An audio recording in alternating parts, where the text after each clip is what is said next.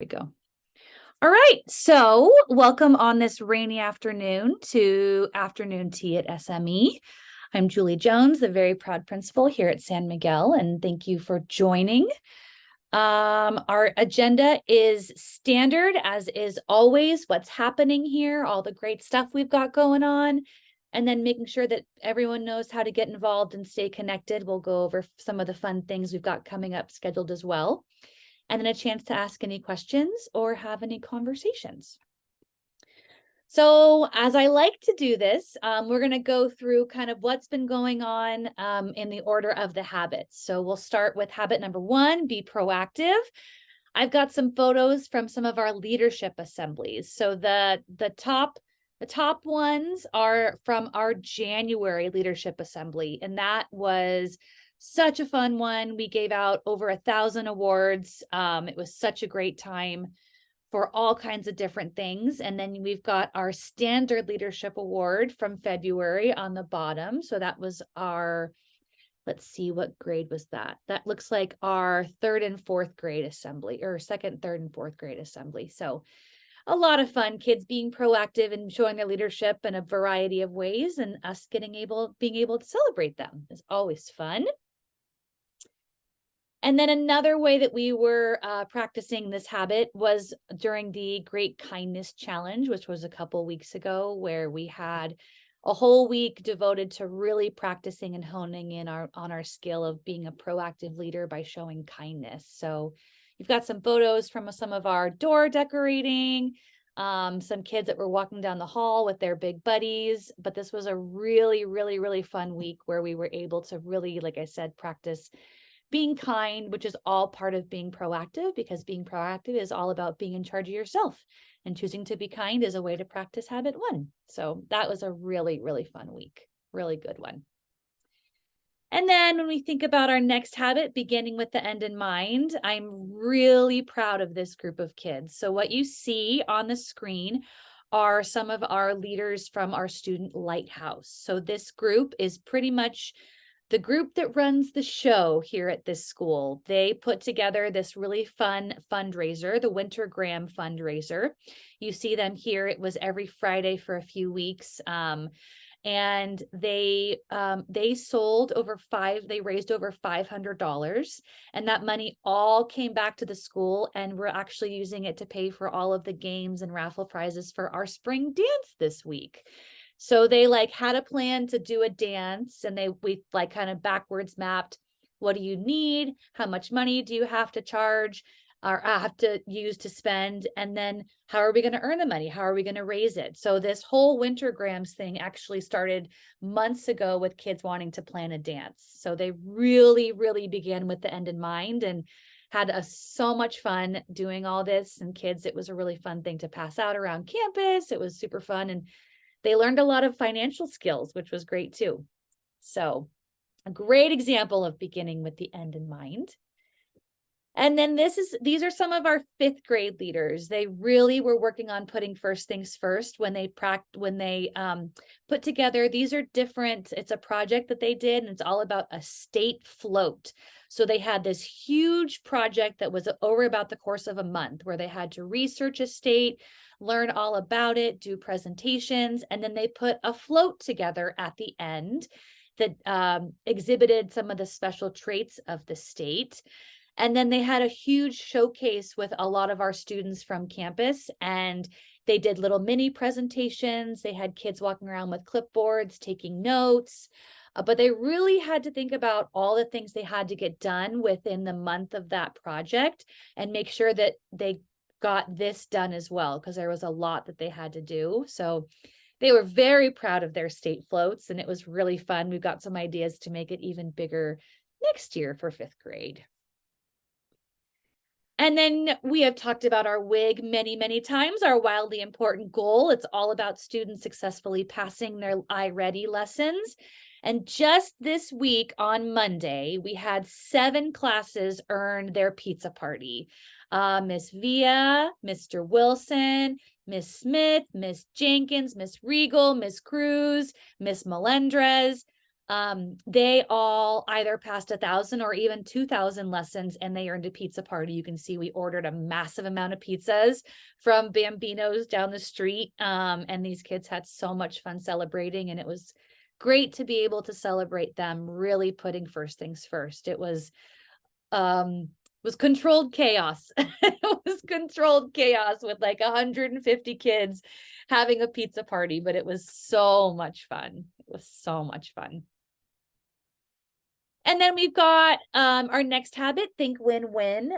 We really tried this habit on during our Read Across San Miguel event, which was part of Read Across America Week.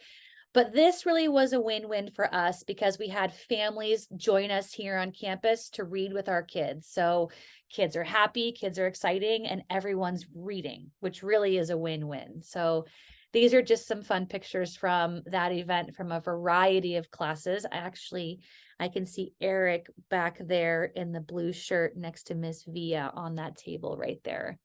So it was a lot of fun. It was really, really great, and definitely think win-win because people are happy, families are involved, and kids are reading. So how much better can you get? And then this is always such a fun one to celebrate, seeking first to understand and then to be understood. We really practice this with our buddy class. Every classroom, upper grades and lower grades, has a buddy class, and it's a upper grade class paired with a younger grade class. This is an example from Miss Melendrez and Mrs. Cruz. But just recently, they were working on a really fun art project, which involved a whole lot of steps. So it's a great way for upper grade students and lower grade students to come together and work together. Plus, it also helps the teacher be able to do a little bit more in terms of complicated projects or complicated tasks.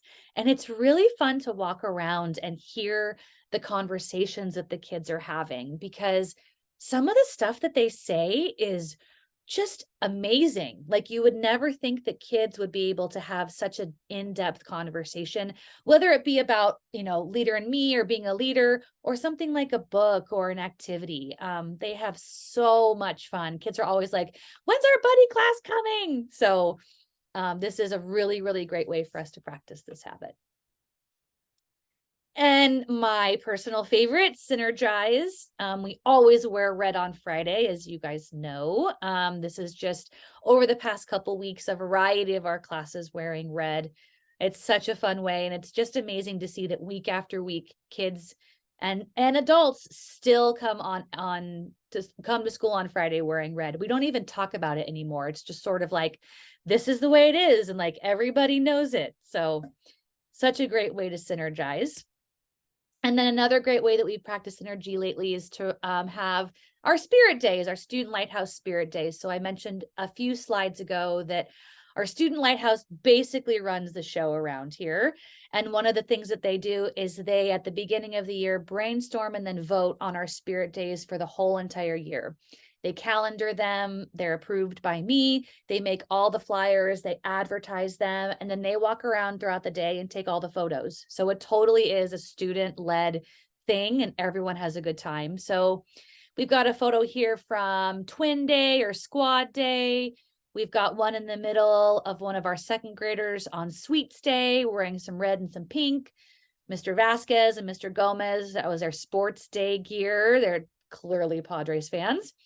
And then on the top right, you see one of our classified staff members, Mr. Weeks, and his son. They were twinning that day. And then the bottom right, that was favorite color day or color day. And a whole bunch of girls got dressed up, and a lot of fun. So it's just a really great way to come together. And sometimes the adults have more fun than the kids, but everyone gets to work together, and it's really fun. And I'm excited to share the two great examples of synergizing are two employees of the year. So Mr. Wilson is our upper grade special ed teacher, and then Miss Kelly is the most popular person on this entire campus. Everybody knows Miss Kelly. Everyone loves Miss Kelly.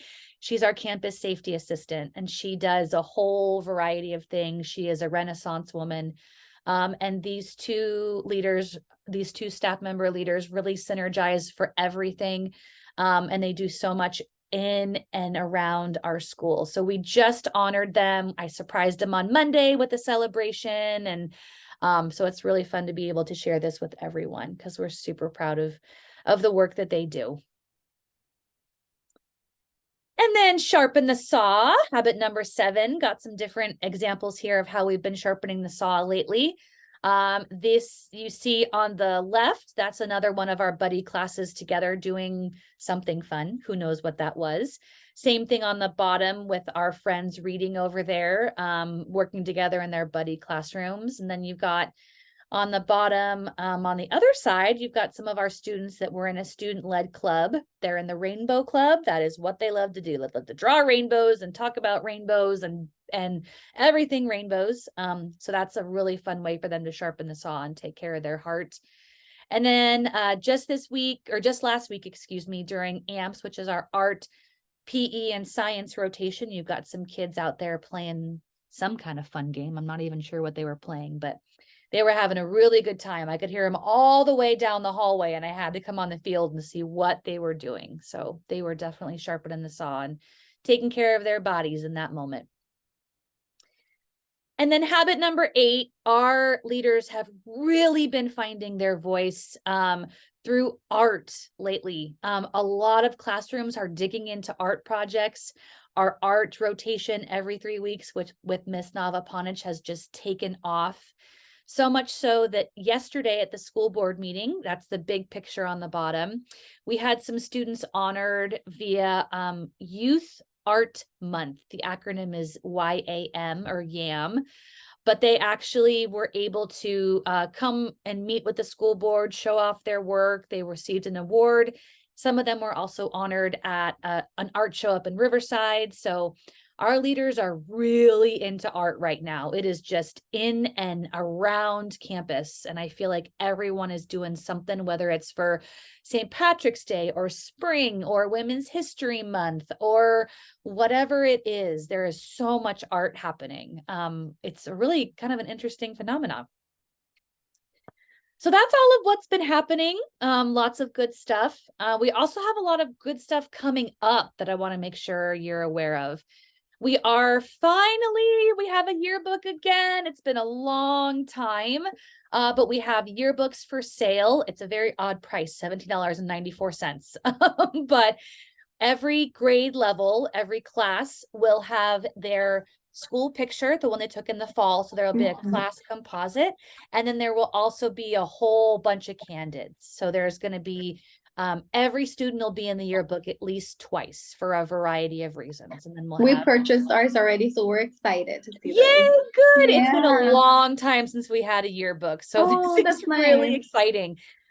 We actually have made this a leadership role, and one of our teachers has taken on, she's got a club of kids, and there's about 10 kids in there, and they're designing the whole entire yearbook. So I just get at the end, get to approve and submit. They're doing all of it. We're voting right now on the yearbook covers, but everything is student led with this yearbook. Even this flyer was student led. So that's pretty cool. Yeah, it's fun to give kids a chance to find their voice in different ways. And then obviously I know that you're aware, but we are finally able to have volunteers back in the classroom. Super excited.